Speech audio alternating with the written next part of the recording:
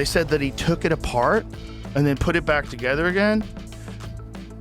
Shut the f up. Do you know how much time it would take to do that if you were highly skilled? To disassemble a gun. To disassemble a rifle so that you can get it in a backpack. And by the way, not gonna fit. Not gonna fit in a backpack. And then somehow or another reconnects it once he gets off the roof? What? What's that about? Is that what they pitched, huh? Yeah. And then he's supposed to get it in that stupid fucking backpack. It's literally, it makes no sense. And the elevator music was a nice touch, by the way. Yeah. So this is just a narrative, right? Yeah. We watch a guy jump off the roof, and then we supposedly find this rifle. So if you can have a guy that's in the audience that's yelling, "I shot him, now shoot me. I shot him, now shoot me," and then that guy gets arrested for child charges, like he's like, what is going on here? So and then weird. you find this rifle, and then you say, "Oh, he assembled it and he reassembled it." Like, okay. If I wish I was a cop, I'd sit in a room like, this story is horseshit. Like, Yeah. none of these things make any sense to me. Like, you're telling me that this kid who's not military trained, this guy, first of all, how did he get to the roof? How come nobody was looking? How come nobody was like, there's a direct line of sight between where he's sitting and those roofs? You guys didn't check? You don't have a drone? Like, that's insane. Joe Rogan is going off, ripping into Charlie Kirk's own chief of security, Brian Harpole, and the accusations are wild. Rogan isn't just poking holes, he's straight up saying Brian sold out Charlie, and now his story is crumbling piece by piece. You want people to lose all faith that anyone is going to solve anything. Yeah. You add a bunch of, if you're going to kill a guy, you add a bunch of other wacky shit that doesn't make any sense, and you spam it out there at the same time. You leave a gun that didn't do it out in the woods. You do a bunch of like that. Every time Brian talks, more cracks show up and people are clocking the lies fast. New allegations tied to Charlie Kirk's operation, his inner circle, and the people around Turning Point USA are spilling out, and allegedly Erica Kirk and several close allies are caught up in it too. Let's rewind because this situation is already messy. Charlie Kirk is taking over the organization her husband helped to establish. Erica Kirk was officially named as CEO of Turning Point USA by the group's board.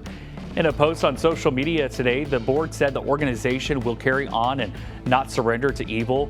Charlie Kirk was fatally shot during an open-air event on the campus of Utah Valley University on September 10th. 22-year-old Tyler Robinson is charged in his killing. Charlie Kirk co-founded Turning Point USA in 2012.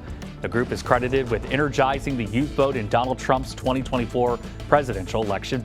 On September 10th, 2025, during a debate event on Charlie's so-called American Comeback Tour at Utah Valley University in Orem, Charlie Kirk was shot and later died, shocking everyone in the room. Seconds after the chaos broke out, a middle-aged man in the crowd claimed he did it and was immediately taken in by the FBI. But that confession, it fell apart quick, because authorities later said he was lying. Now, here's where it gets weird. The first images of this rifle with a scope, I swear to God, it looks like he has a composite stock on it. Like, it looks like a modern 30-06 rifle. So a 30-06, so that's the rifle. 30-06 is like, that looks like a very modern looking stock. I mean, it might not be. It might be just a bad resolution. It might be wood. It's hard to tell. But if you showed me that and you said, "Hey, this is my cousin's rifle. Is this any good?" I'd be like, looks like a standard bolt action rifle, look like a sophisticated modern scope on it. Sure. Now, apparently, the narrative is that this is his grandfather's rifle from World War I and doesn't have a serial code. Okay. Interesting. Okay. Why? Wait. Why are you using such an old gun? Like, that's kind of crazy. Like, is it possible that an old gun can be that accurate? 2 days after the shooting, investigators allegedly found another suspect on a rooftop facing the stage. That man, Tyler Robinson, was arrested after reportedly walking into a police station and confessing himself. Police also claimed a gun was recovered near the scene, allegedly without a serial number, which raised even more eyebrows. And here's where things really stop adding up. After Tyler's arrest, Brian Harpole jumped in front of cameras for an interview, and nothing he said lined up. Not the timeline, not the security setup, not the threats. And remember this part. There was reportedly a credible threat on Charlie's life, and just 24 hours before the shooting, Charlie had texted people close to him saying he was scared for his life. That detail alone has people questioning everything. Brian was allegedly getting paid millions, and people are asking how someone on that level let things slide like this. That kind of money comes with serious responsibility, so now folks are questioning whether this was just sloppy work or something done on purpose.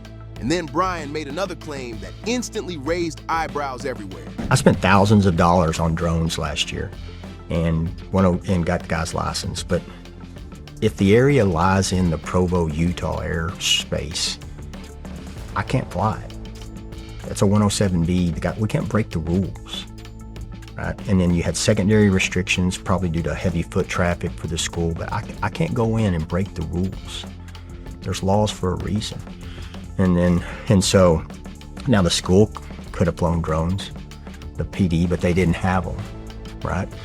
But Orem PD has a drone unit, active and professional, and that police department, I will tell you right now, is awesome.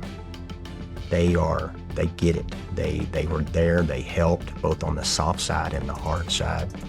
And so I started asking questions like, you guys have a drone unit? Yeah, good. Do you have an MOU or a mutual aid agreement with the school? And they're like, yeah. I said, did they call you and ask for assistance? No. I'm like, why wouldn't you call? And then so, that's one. So I can't go in and break the law. I can't make my guys break the law. I can't go in and do something. Brian went on record saying it was illegal to fly a drone near the campus, but experts quickly shut that down.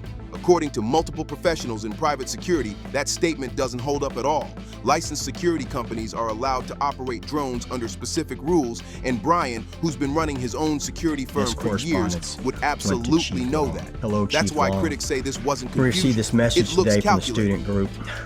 There is a student roof access pretty close to where CK will be set up at the Utah Valley.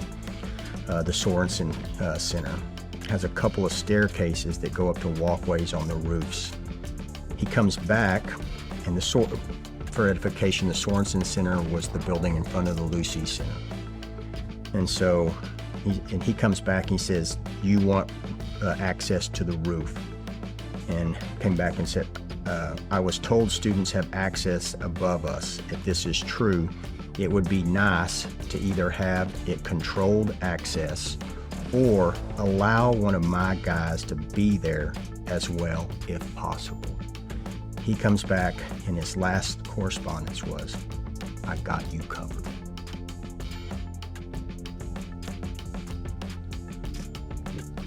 What else am I to do? When a command level person from an accredited police department says, I've got this area. Please pick me. Okay. When you're like in school and you got to hold your hand up because you really want a teacher to see you, I have an answer for what you could have done. You could have followed up because it's your job and Charlie paid you millions of dollars not to pass the buck. No. Also, you asked the police chief an either or question. And I'm just kind of like trying to understand the basic construct of sentences. He said, got you covered. What does that mean? It was an either or question. Either provide us access or get somebody up there. Got you covered means what? No follow-up? That's it? Millions and millions of dollars on his security annually. And you just said, hey, a student told us that there's a rooftop and it would be good if we could have access to it, or if one of your guys could secure it. Got you covered. That's it. Things got even shakier when Brian claimed trusting local leadership was his biggest mistake. But that explanation doesn't land either, because reports say there were dozens of other security warnings he allegedly ignored. Threat assessments, crowd control concerns, and perimeter checks were all supposedly brushed off like they didn't matter. And the deeper people dig, the worse it looks. More and more observers are saying none of this feels accidental. The setup, the blind spots, the excuses, it all paints a picture that doesn't sit right. One of the biggest red flags, the lack of security overall. Not just the rooftop, the entire venue. No guards in key areas, no ticket checks, and no crowd control for an event expected to host around 600 people. And he's saying, hey, look, that appears to me to be an exit wound. And when I go and look at this, and by the way, Kash Patel said on Sunday that the FBI is looking at leads, including the location of the shot and the angle of the bullet, potentially a second shooter. And that's what Kash Patel said on the Sunday news show. So this does not appear, Pat, that it's one Is crazy this say that person Kash out there. Patel said there's a second shooter? Yes, sir. Rob, can you zoom in a little bit, please? I'm 46. Thank you. Directive FBI committed to ensuring the investigation to Charlie Kirk's assassination person. The full weight of Americans law enforcement is active following the extended. We are meticulously investigating theories and questioning includes the location where the shot was taken, the possibility of accomplices, text messages, confessions, related conversations, Discord chats, and the angle of the shot and bullet impact, how the weapon was transported, hand gestures observed as potential signals near Charlie. So they're doing all of that. Okay, that's And great. they're saying Some where the details- shot was taken. Got They're it. not Some saying details are known automatically today, from- while others are still being pursued to ensure every possibility is considered. Our primary focus is complete investigation. Information will ensure regarding specific details such as questions about the plane, regarding the turning off transponder on the assassination side. We can share updates. Yet allegedly far more showed up. That alone has people asking who really dropped the ball here. That crowd didn't stay small for long. It allegedly ballooned to nearly 3,000 people fast. Charlie's security team had multiple chances to slow things down, tighten control, or shut it all down entirely, but they didn't move. People watching this closely are saying that wasn't an accident. It was a decision, and that detail alone has folks heated. Here's the part that really shakes people up. Insiders claim Charlie knew something bad could happen. When you line that up with the warnings, the ignored threats, and the last-minute chaos, the picture gets darker by the minute. As more statements from Turning Point USA get replayed, critics say the timeline starts collapsing. The explanations don't match, the details change, and there's one huge issue nobody can ignore. The footage of Tyler Robinson allegedly confessing is now gone. That alone has people asking serious questions. According to reports, the police station Tyler supposedly walked into no longer has the video. People are stunned by that claim. You're saying a man allegedly wandered in, confessed to a major crime, and the footage just vanished? For many observers, that feels impossible to believe. 3 people told me off record. 2 people who have this in a written communication from Charlie. One who is a Turning Point USA donor, and I would say very much one of the white knights in this. The very day before Charlie Kirk died, he expressed that he thought he was going to be killed. He told these people, I think they're going to kill me, okay? He did not express that to me, so I am telling you this based off the testimony of 3 people.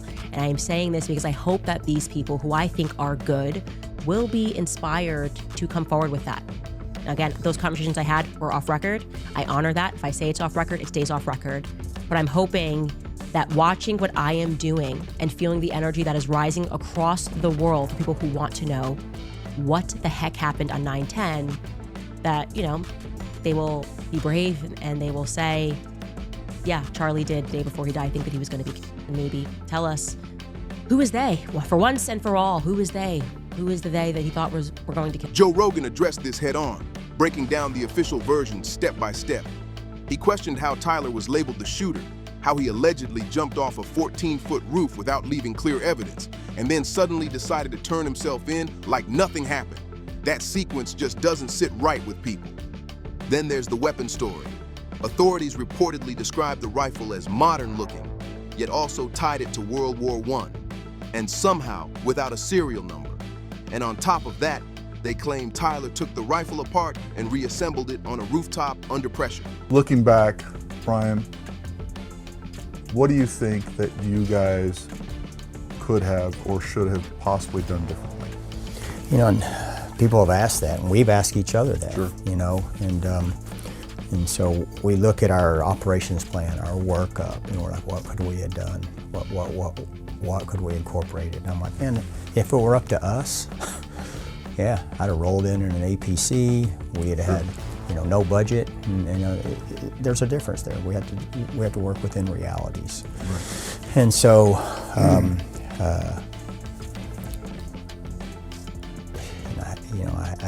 I hate to lower myself to this guy, yeah. But I wish I wouldn't have trusted that chief. I wish, you know, but this is a command level accredited police department, chief of police days before. And when we're talking about a specific area, and then when it comes across and where there's like, this is what we're concerned with, you know, and then when it comes back with, I got you covered, you tell me, and I'll take it. Is there another way for me to construe that that's taken care of? For many watching, that explanation sounds less like reality and more like a story being forced to fit. Ever since Charlie died, people online have been side-eyeing Erica Kirk's behavior hard. A lot of viewers say things just don't add up, and one TikTok comment in particular lit the fuse. The commenter said, "I don't understand how Erica Kirk has time for interviews, but says absolutely nothing regarding the investigation." That line alone sent the comment section into chaos. The same person added, like, "If my husband was murdered, I would do whatever I can to get to the bottom of this, not do interviews about how much I appreciate Trump and Vance SMH." And that's the part people keep replaying. Critics are saying the priorities feel off, the timing feels strange, and the silence around the investigation is loud. The commenter also said Erica should have thanked Camdens for stepping in to help push for answers, especially for her and the kids. But the tension doesn't stop there. The fallout has reportedly spread wider. Both Candace Owens and Tucker Carlson have allegedly received threats just for questioning the official narrative. Owens has been told there is a threat on her life, that she is on a list, her and Tucker Carlson. Another point that I'd like to follow up with, Andrew Colbert, let's stick with you, is that in the hospital on that day, you told me, you were in the hospital, that you were told that there was a credible threat against me and Tucker Carlson. Specifically, you told me that me and Tucker Carlson were on a list, and that you were just telling me as a friend that me and Tucker should lay low. And after you told me that, I ended our phone call and I immediately called Tucker Carlson. And I said, hey, terrified, obviously crying all day, and telling him that he and I have to lay low because there's a credible threat. And it is now really living inside me that you did not tell me who that threat was from. I assumed the feds told you, but I asked you the question, why wouldn't the feds call me directly if there was a threat against my life? No such call has come in. How is that possible? How could someone have told you that there was a credible threat and that me and Tucker Carlson should lay low, and yet me and Tucker have since not been notified by any federal agency about those credible threats? Okay, that is really weird. For those who don't know, this person that told Candace Owens there was an active and real threat against her and Tucker Carlson's life was this individual here, Andrew Colbert. Andrew Colbert is Charlie Kirk's executive producer. So in the hospital when Charlie was Andrew Colbert told Candace Owens that there's an active threat against her and Tucker Carlson's life. Candace is looking back in hindsight and saying, wait a minute, who even told you that there was a threat on my life? And if there was a very serious threat on my life, then why hasn't somebody from the FBI contacted me? So she's thinking, okay, my friend Charlie just died, and now there's an active threat against me? Now later, Candace ended up making the claim that Charlie began to abandon the pro-Israel movement at the end of his life. Andrew Colbert denied these claims. Then later, Candace showed receipts and released the text messages, which Andrew was a part of, where Charlie did admit and say that he was going to abandon the pro-Israel movement. Charlie also said he was thinking about bringing Candace back, and the people in that group message begged him not to do so. Candace, who has been somebody who has been anti-Israel, and she's spoken out against Israel. Then near the end of his life, when Charlie began to share those same sentiments, people who were close to him and people who worked very close to him, like Andrew Colbert, tried to cover that up and say it wasn't true. Now she's looking back and she's saying, wait a minute, Andrew was the same person that told me there was a threat on my life. Now, who exactly would be threatening Candace, and why? And why would Andrew be privy to this information? So anyways, it's in quick defense of the security, they're only allowed to protect his immediate vicinity. And that, of course, is false. So it was made very clear that there were drones that could have been used, and there could have been people on the roof. They said there were supposed to be people on the roof, but where they failed is they did not verify with the police department that that was actually taken care of.